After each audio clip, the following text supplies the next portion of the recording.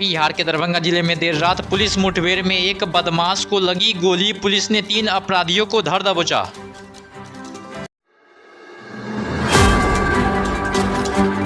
दरभंगा के करजापट्टी चौक के पास लूटपाट की घटना को अंजाम देने के मकसद से पहुंचे अपराधियों को पुलिस ने रोकने की कोशिश तो अपराधियों ने पुलिस पर कर दी फायरिंग। जवाबी कार्रवाई में एक अपराधी को लगी गोली।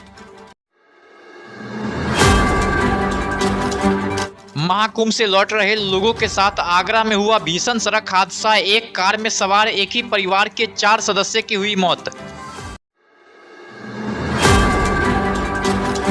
बिहार के मुजफ्फरपुर में बीआरए बिहार विश्वविद्यालय में सरस्वती पूजा के चंदे को लेकर छात्रों के बीच हुई जमकर पत्थरबाजी, कई छात्र हुए घायल।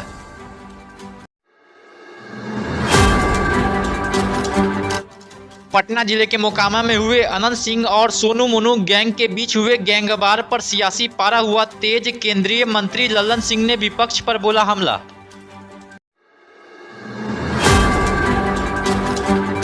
मोकामा गोलीकांड के मुद्दे पर लल्लन सिंह ने कहा, यह काम उन लोगों का है, यह काम विपक्ष के लोग करवाते हैं, हम लोग कुछ नहीं करते हैं।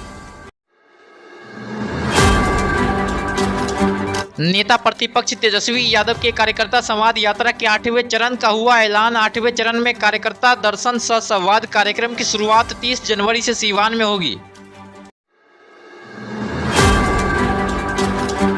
कार्यकर्ता संवाद यात्रा के क्रम में 30 जनवरी को तेजस्वी यादव सीवान जिला के कार्यक्रम में होंगे शामिल। 31 जनवरी को सारण में, 1 फरवरी को वैशाली जिला में कार्यक्रम होगा आयोजित।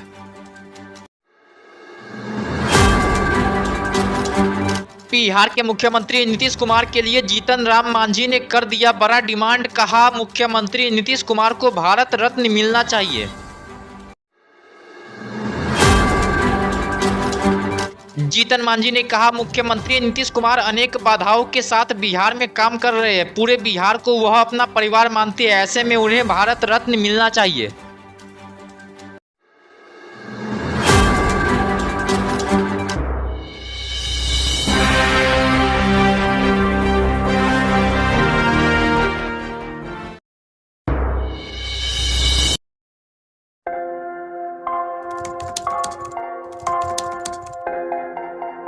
मतलब ये हुआ जुमला हुआ, ऐसा कोई नहीं कर सकता है दुनिया में।